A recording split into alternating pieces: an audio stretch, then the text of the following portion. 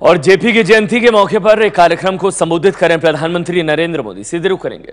राजनीतिक जीवन के सर्वोच्च काल में उन्होंने जयप्रकाश जी के विचारों को चरितार्थ करने के लिए राजनीति का मार्ग छोड़ा और गोंडा में जाकर के जयप्रभा नगर बनाया, जयप्रकाश नारायण और उनकी पत्नी प्रभा देवी के नाम से, और जयप्रभा नगर बना करके ग्रामोत्थान में अपना जीवन खपा दिया उन्होंने। बादल साहब जो कह रहे थे आज, वो सही बात है कि गांधी जी, जयप्रकाश जी ऐसे महापुरुषों को याद करते हैं तो हिंदुस्तान का गांव तुरंत जुड़ जाता है। नानाजी वो व्यक्ति थे जिन्होंने जयप्रकाश जी के संपूर्ण क्रांति के विचार को वहां पर काम में लाया।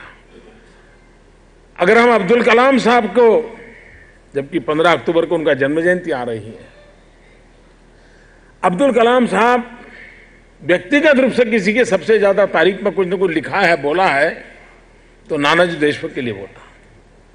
और जयप्रकाश के विचारों को लेकर के नानाजी ने किस प्रकार से काम को किया। यहां जितने वरिष्ठ लोग हैं,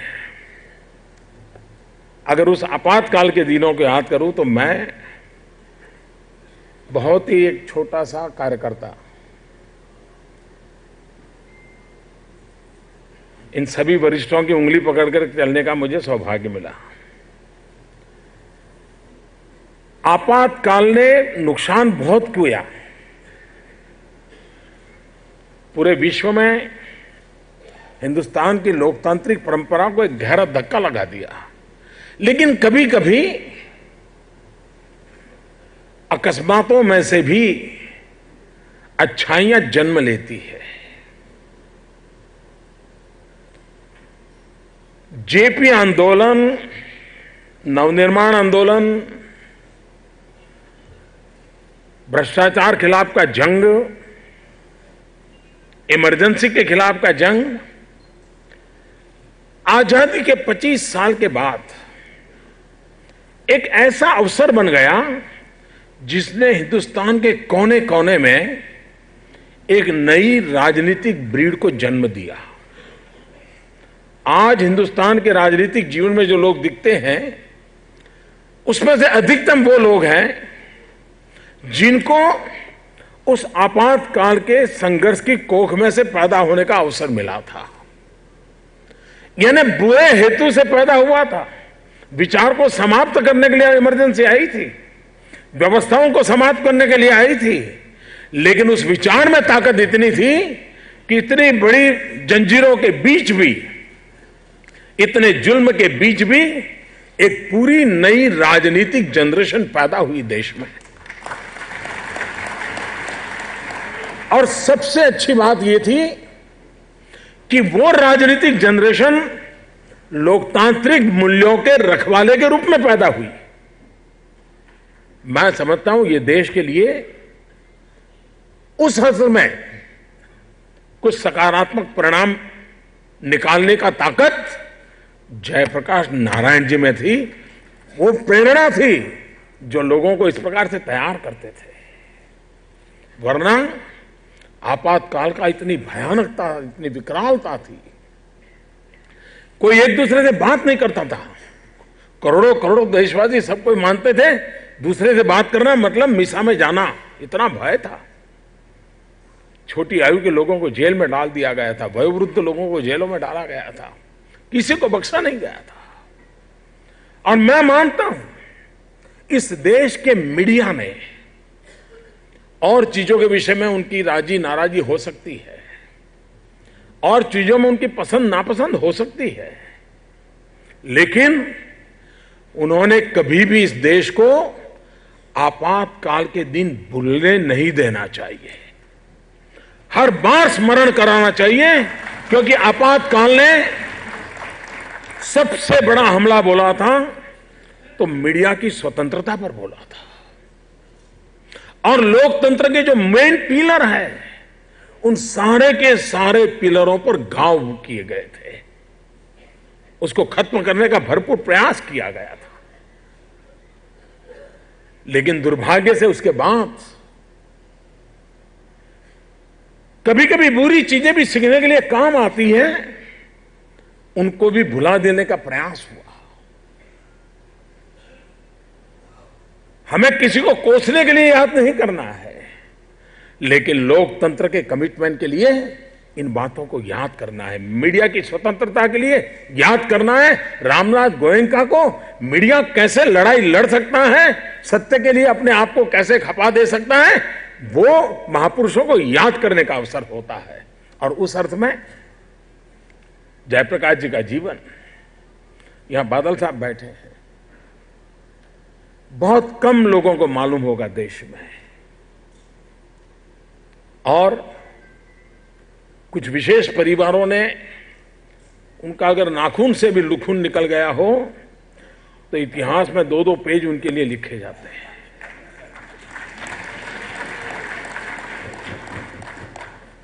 मैं मानता हूं बादल साहब हिंदुस्तान के नेल्सन मंडेला है।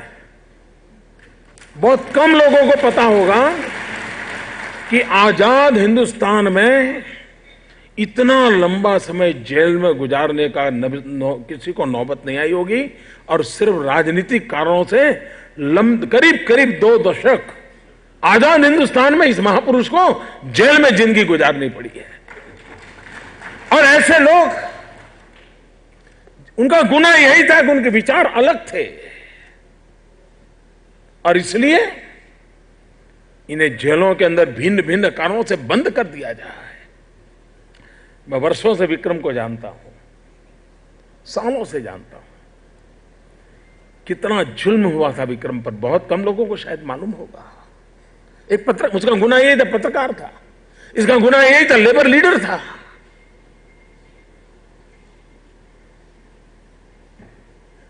आज बहुत वर्षों के बाद मैं मिला, गुजरात में तो मिला था लास्ट में। मैं देख रहा हूं कैसे कैसे लोग थे जिन्होंने लड़ाई लड़ी। मेरा सौभाग्य था, जॉर्ज साहब के साथ मुझे काम करने का अवसर मिला। नानाजी देशमुख, प्रभुदास पटवारी, जॉर्ज साहब, एक घर में हमारी मीटिंग हुआ करती थी, और एक उस समय शब्द था 90 नॉट आउट। आचार्य कृपलानी जी, शंकरलाल बैंकर, ये 90+ वाले थे सब। उस समय गुजरात में ही रहते थे आपातकाल के दिनों में, और मुझे उन सबकी सेवा करने का सौभाग्य मिलता था। मैंने अडवाणी जी को पहली बार निकट से इमरजेंसी में देखा। बेंगलोर जेल में थे, और उनको राज्यसभा का फॉर्म भरने के लिए गुजरात में से राज्यसभा में जाना था उनका। बाबूभाई सरकार, जनता मोर्चा की सरकार बनी थी, तो बेंगलोर से हवाई जहाज में पुलिस उनको लेकर के आई फॉर्म भरने के लिए।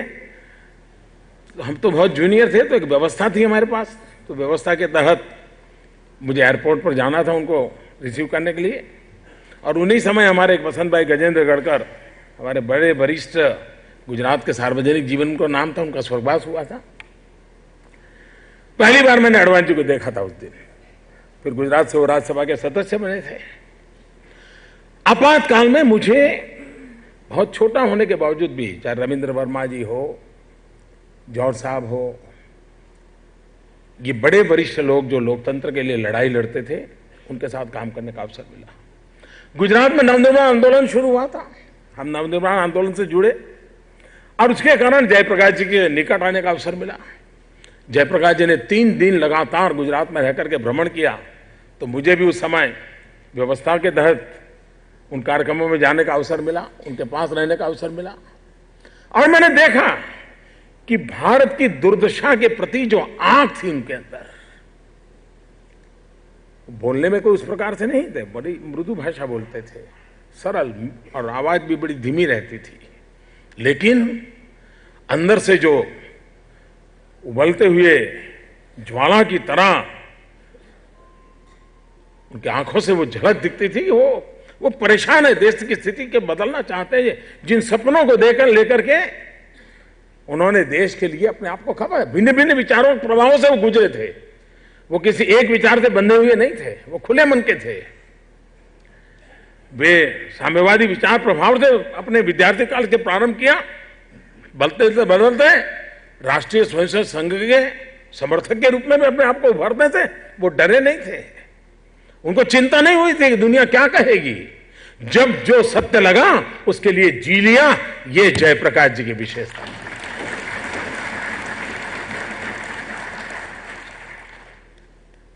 उस समय जो यातनाएं हुई है, अभी कुमी कपूर जी की एक किताब निकली है, इतना बारीकी से वर्णन है कि कैसे कैसे खास करके कुछ परिवारों को कैसे परेशान किया गया।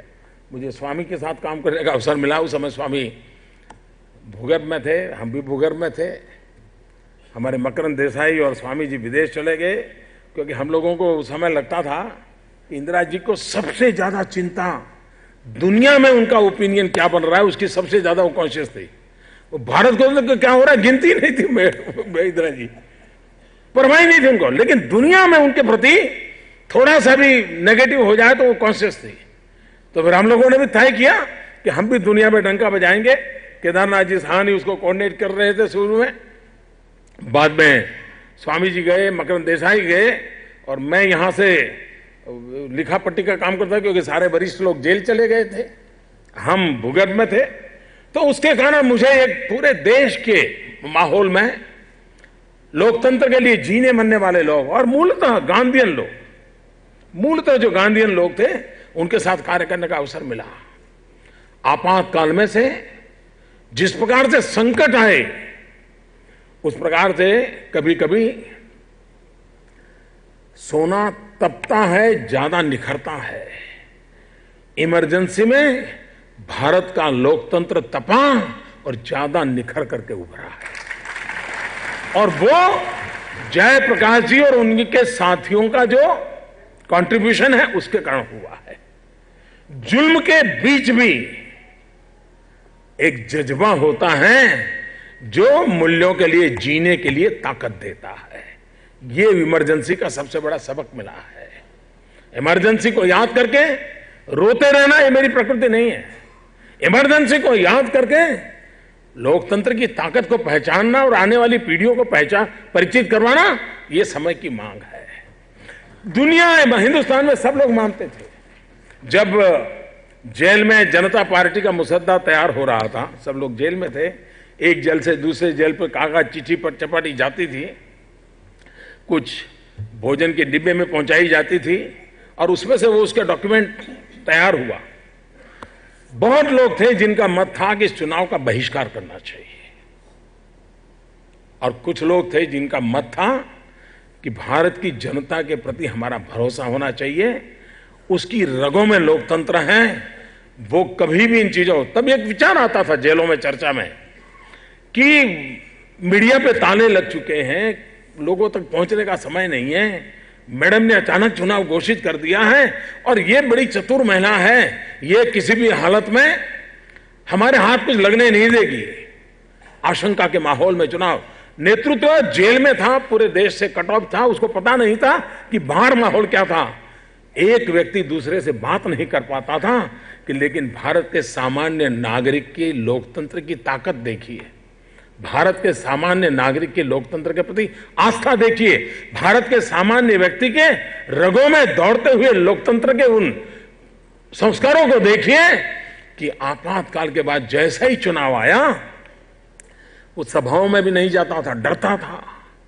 नारे नहीं थे, बैनर नहीं थे, पोस्टर नहीं थे, गुपचुप जैसे चुनाव हो रहा है ऐसा माहौल था, भय का साया था। और आरएसएस वगैरह को तो अभी जेल से छोड़ा भी नहीं था, इमरजेंसी तो वैसे ही उनके लिए तो चालू थी। लेकिन इस देश की जनता ने वो ताकत दिखाई, अच्छों को घर घर भेज दिया, लोकतांत्रिक तरीके से भेज दिया, और लोकतंत्र का विजय कर दिया। ये दुनिया के लिए अजूबा था कि कोई कम्युनिकेशन न हो तो भी। और मैंने एक घटना, मैंने उस समय एक किताब लिखी थी, इमरजेंसी ने मुझे लिखने की आदत इमरजेंसी ने डाली। मैं उस समय भूगर्भ में था, तो एक मुक्तवाणी नाम का अखबार चलाता था, उपनाम से। भूगर्भ में था, लेकिन उस अखबार को मैं पहुंचाता था लोगों के पास। इमरजेंसी के बाद मैंने किताब लिखी। उस किताब में मैंने एक घटना का वर्णन किया है। बस के अंदर एक महिला जा रही थी, और कंडक्टर से जब उसने टिकट लिया और पैसे वापस दिए, तो 1 रुपये की नोट थी, गरीब महिला थी। वो उसको कह रही थी कंडक्टर को कि नोट बदल दो। कंडक्टर कह रहा था कि नोट अच्छी है, क्यों बदलनी है। वो उसको समझा रही थी कि भाई मुझे नोट अच्छी कड़क चाहिए, नई चाहिए नोट, तो मुझे दो। वो कंडक्टर कहता नोट चलेगी नहीं चले, झगड़ा हो गया उनके बीच। तो मैं वहाँ अंदर बैठा था। अब हम उस समय भी पता नहीं कि हमको पुलिस क्या करेगी, चुनाव तो घोषित हो चुका था। तो मैंने जरा इंटरवीन करने की कोशिश की। मैंने उस माँ को पूछा, माँ नोट खराब नहीं है, चल सकती है, आप क्यों झगड़ा कर रही हो? उसने जो जवाब दिया मेरे लिए वो लोकतंत्र की सबसे बड़ी प्रेरणा था। उसने कहा, आज हमारे गांव में बाबूभाई जसभाई पटेल आने वाले हैं शाम को, और मुझे उनको 1 रुपया दान में देना है।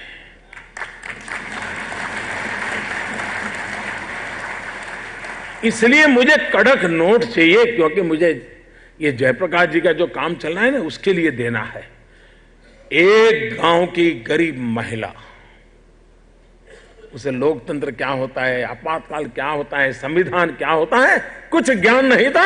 उसको इतना पता था कि सत्य की लड़ाई लड़ रहे हैं, मुझे अपना कुछ योगदान देना चाहिए। और उस दिन मैंने हमारे वरिष्ठ लोगों को कहा था कि चुनाव हम जीत जाएंगे।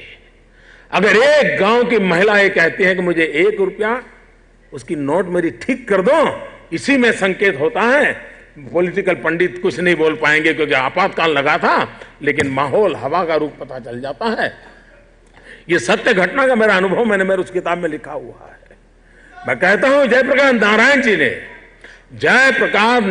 जी ने ये माहौल सामान्य रूप से सार्वजनिक जीवन में कभी कभार 5-10 साल का अंतराल आ जाता है तो लोगों में बड़ा फ्रस्ट्रेशन आ जाता है, निराशा आ जाती है कि अब क्या करना है, जिंदगी बेकार है, चलो एक कोने में अपना गुजारा कर लेंगे। जयप्रकाश जी के जीवन देख करके हर सार्वजनिक जीवन जीने वाले व्यक्ति को एक बड़ी प्रेरणा मिल सकती है कि उनके जीवन में सफलता विफलता अविरत चलती रही। कोई ऐसा कार्यकाल नहीं है जयप्रकाश जी के जीवन का कि जिसमें निरंतर उनको कोई अच्छी स्थिति मिली हो। हर 2 साल 3 साल के बाद नया टकराव, नया संघर्ष, नई परिस्थिति। आप देखिए 1932 से कालखंड से लेकर के 1975 तक का जयप्रकाश जी के जीवन को कालखंड को हम देखें तो ध्यान में आता है कि इतने उतार चढ़ाव और निराशा आना बहुत स्वाभाविक होता है। उस उम्र में उस व्यक्ति में वो चेतना थी कि देखा देश का हाल, फिर खड़े हो गए, फिर मैदान में आ गए, संपूर्ण क्रांति का विचार लेकर के आ गए और लाठी गोली जुल्म के बीच आ गए। मैं समझता हूं सार्वजनिक जीवन में काम करने वाले व्यक्ति के जीवन में परिस्थितियों से कभी निराश नहीं होना चाहिए। इससे बड़ा जयप्रकाश जी का कोई संदेश नहीं हो सकता है। कभी निराश नहीं होना चाहिए। जिन आदर्शों को, मूल्यों को लेकर के जीते हैं, जीते रहना चाहिए। और मैं मानता हूं कि, और मैं देखा उनको साथी जौहर साहब बड़े फाइटर, जौहर साहब के और हमारे आरिफ साहब के साथ तो मुझे कच्छ में काम करने का मौका मिला था। कच्छ के सत्याग्रह के लिए बड़ा नेतृत्व कर रहे थे आरिफ साहब। उस समय आरिफ साहब भी हमारे पार्टी में नहीं थे, समाजवादी पार्टी में थे। जौहर साहब कर रहे थे, नौजवान थे। उनको मैंने लड़ाई करते हुए अपनी आंखों से देखा है, संघर्ष करते हुए देखा है। और इसलिए मैं कहता हूं आज जो देश के अंदर समाज के विभिन्न क्षेत्रों में जो नेतृत्व पैदा हुआ है वो अचानक नहीं पैदा हुआ है। टीवी के स्क्रीन पर चमकने के कारण पैदा हुआ नेतृत्व नहीं है। ये तपा तपाया हुआ नेतृत्व है जो देश के लिए जीने मरने वाले आदर्शों को लेकर। जयप्रकाश जी उन महापुरुषों में थे। आज उनके जन्म जयंती पर हम यही उनसे प्रणाम करते हुए कहें कि हमें शक्ति दो। संपूर्ण क्रांति का मंत्र संपूर्ण विकास क्रांति के मंत्र के रूप में परिवर्तित हो। हम साच अर्थ में सबका साथ सबका विकास इसी मंत्र को लेकर के राष्ट्र को नई ऊंचाइयों पर ले जाएं, लोकतंत्र के मूल्यों को और अधिक ताकतवर बना करके चलें। यही आशीर्वाद उनसे मिलते रहें। आप सबको मेरी बहुत बहुत शुभकामनाएं हैं। बहुत बहुत धन्यवाद। तो आज जयप्रकाश नारायण की जयंती है और इस मौके पर दिल्ली में प्रधानमंत्री नरेंद्र मोदी एक कार्यक्रम को संबोधित कर रहे थे और जयप्रकाश नारायण से जुड़े उस वक्त के दिन याद कर रहे थे जब जयप्रकाश नारायण ने आंदोलन किया था। इमरजेंसी के वक्त कहा प्रधानमंत्री नरेंद्र मोदी ने कि उन्होंने भी एक किताब लिखी थी जो उनकी पहली किताब थी। उन्होंने भी लोकतंत्र के बाद लड़ाई लड़ी है और वो सारी बातें उस किताब में लिखी हैं। उन्होंने लालकृष्ण आडवाणी का भी जिक्र किया और लालकृष्ण आडवाणी का जिक्र करते हुए कहा कि उस वक्त में उन्होंने भी अहम भूमिका निभाई थी और ये कहा कि जिस वक्त इमरजेंसी थी उस वक्त देश का अहम नेतृत्व जेल में था।